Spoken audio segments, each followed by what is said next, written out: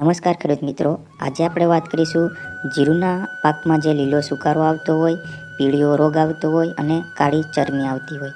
તો આ ત્રણેયનો આપણે ઈલાજ બતાવીશું અને આપણે તેના દવા વિશે વાત કરીશું. તો આપણે જે 3 મુદ્દા ઉપર આજે વાત કરીશું કે લીલો સુકારાની દવા કઈ આપણે છંટકાવ કરવો, પીળિયા રોગ માટે આપણે કઈ દવાનો છંટકાવ કરવો અને કાળી ચરમી માટે આપણે ખાસ કરીને કઈ દવાનો છંટકાવ કરવો.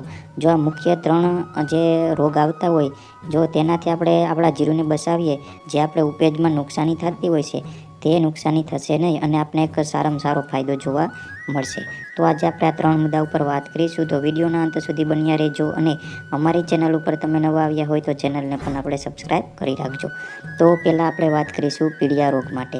તો પીળિયા રોગ આપણે ખાસ કરીને જે આપણે જીરુને ઉગ્યા પછી આપણે જ્યારે પહેલું પિયત આપતા હોઈએ, એટલે કે આપણું જીરું અંદાજે આપણે 40 દિવસનું થયું હોય ત્યારે જો આપણે પિયત આપ્યું હોય ત્યારે ખાસ કરીને આ જોવા મળતું હોય છે. તો તેમાં જે આપણે પિયત આપ્યા પછી જ્યારે આપણે જીરુમાં 4 થી 5 દિવસ પછી જ્યારે હાલ્યા જેવું થાય ત્યારે આપણે ખાસ કરીને જે અમે તમને દવા વિશે જાણકારી આપીએ તો તે દવા આપણે ખાસ કરીને છંટકાવ કરવો જોઈએ. તો પહેલી દવા છે ઇન્ડોફિલ કંપનીની એમિટી.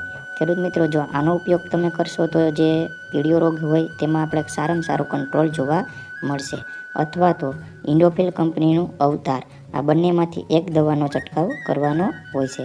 અને તેમની સાથે આપણે ખાસ કરીને જે વાત કરીએ તો તેમની સાથે જો આપણે સિક્વેલ, જે વનિતા કંપનીનું આવે છે સિક્વેલ, તે આપણે માઇક્રોન્યુટ્રન્ટ્સમાં આવતું હોય છે. જો તેમની સાથે મિક્સ કરીને આપણે આપવામાં આવીએ તો એક જે જીરું હોય તેની આપણે ગ્રીનહરી પાછી આવી જતી હોય છે અને આપણે ખાસ કરીને જે પીળિયા રોગ ઉપર આપણે સારામાં સારો કંટ્રોલ કરી શકીએ. તો ખેડૂત મિત્રો, આ બંનેમાંથી એક દવાનો છંટકાવ કરવાનો છે અને એમની સાથે આપણે માઇક્રોન્યુટ્રન્ટ્સ, જે વનિતા કંપનીનું સિક્વેલ છે, તેનો ઉપયોગ કરવાનો છે.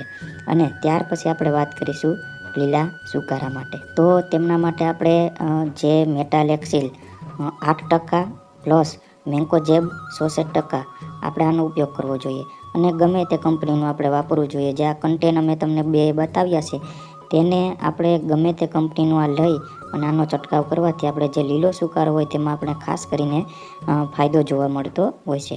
એટલે મેટાલેક્સિસ 8% પ્લસ મેન્કોજેબ 66%, આનો ઉપયોગ આપણે કરવાથી લીલા સુકારા ઉપર આપણે સારામાં સારો ફાયદો મેળવી શકીએ. અને ત્યાર પછી આપણે વાત કરીશું કાળી ચરમી વિશે. ખાસ કરીને જે કાળી ચરમી આવતી હોય છે તે આપણે જે આપણું જીરું હોય છે તે આપણા જીરુંમાં દાણા પણ થઈ ગયા હોય ત્યારે જો ઝાકળ વરસાદ થાય ત્યારે ખાસ કરીને જે આ કાળી ચરમી હોય તે વકરતી હોય છે. તો તેમના માટે અમે તમને 5 દવા વિશે વાત કરીશું. તો જ્યારે આપણે આપણા પાકમાં કાળી ચરમી આવી ગઈ હોય ત્યારે આ દવાનો છંટકાવ કરવાનો છે, નહીં કે આપણે એક્સ્ટ્રા ડોઝ અલગથી મારવાનો. એટલે કે આવ્યા પહેલાં આ ડોઝ આપવાનો નથી, પણ જે આપણા જે પાકમાં, જીરુના પાકમાં કાળી ચરમી આવી ગઈ હોય ત્યારે આ 5 દવામાંથી એક દવાનો ઉપયોગ કરવાનો હોય છે. તો તેમના માટે પહેલાં આપણે વાત કરીશું, પહેલી દવા વિશે વાત કરીએ તો તેમનું નામ છે કોરોમંડલ કંપનીનું જટાયુ. આપણે 30 ગ્રામ પ્રતિ પંપ, એટલે કે 15 થી 17 લીટરનો પંપ હોય તો તેમાં આપણે નાખી અને છંટકાવ કરવાનો છે. તેમની સાથે આપણે ટ્રાયસાયક્લોઝલ 75% WP આપણે 10 ગ્રામ પ્રતિ પંપમાં નાખી અને છંટકાવ કરવાનો છે. એટલે જટાયુ સાથે આપણે ટ્રાયસાયક્લોઝન 75% WP પણ સાથે નાખી અને મિક્સ કરી અને છંટકાવ કરવાથી સારામાં સારું રિઝલ્ટ આપને મળતું હોય છે. અને બીજી દવા વિશે વાત કરીએ તો સિજન્ટા કંપનીનું કવચ ફ્લો, જે આપણે 20 ml આપણે પ્રતિ પંપમાં નાખી અને છંટકાવ કરવાથી પણ સારામાં સારું રિઝલ્ટ આપને મળતું હોય છે. ત્યાર પછી ત્રીજી દવા વિશે વાત કરીએ તો બાયર કંપનીનું નેટિવો, જે આપણે 10 ગ્રામ પ્રતિ પંપમાં નાખી અને આપણે છંટકાવ કરવાથી એક સારું રિઝલ્ટ મળતું હોય છે. પણ જે બાયર કંપનીનું નેટિવો હોય છે તે થોડુંક આપણે મોંઘું પણ પડતું હોય છે. અને ત્યાર પછી આપણે ચોથી દવા વિશે વાત કરીએ તો ટાટા કંપનીનું અર્ગોન, જે આપણે 20 ml પ્રતિ પંપમાં નાખીને છંટકાવ કરવાથી પણ આપણે એક કાળિયા રોગ ઉપર સારામાં સારું રિઝલ્ટ જોવા મળતું હોય છે. ત્યાર પછી આપણે વાત કરીશું 5મી દવા વિશે. તો તે છે BASF કંપનીનું કેબ્રોટોપ, જે આપણે 60 ગ્રામ પ્રતિ પંપમાં નાખી અને છંટકાવ કરવાથી સારામાં સારો ફાયદો જોવા મળતો હોય છે.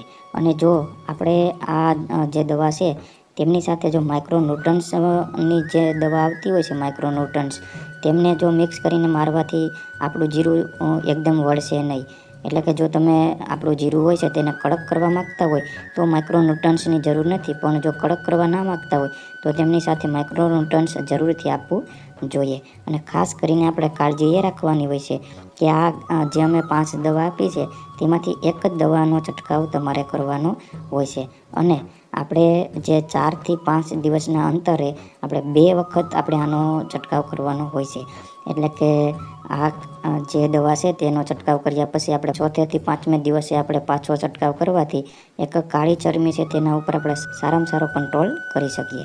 તો ખેડૂત મિત્રો, જે આપણે આ 3 મુદ્દા ઉપરથી જે વાત કરી છે, કાળી ચરમી, પીળિયો રોગ અને લીલો સુકારો, જો આમાંથી કોઈ પણ મુદ્દા ભૂલાતા હોય કે અથવા કોઈ પણ જાણકારી જોઈતી હોય તો અમને કોમેન્ટ બોક્સમાં લખજો અને અમે તેમનો જવાબ જરૂરથી આપતા હોઈએ છીએ. તો દરેક ખેડૂત મિત્રો અમને કોમેન્ટમાં પણ લખી શકે. જે પણ તમારા જીરુમાં પ્રોબ્લેમ હોય તે અમને લખીને મોકલો, અમે તેમનો જવાબ જરૂરથી આપીશું.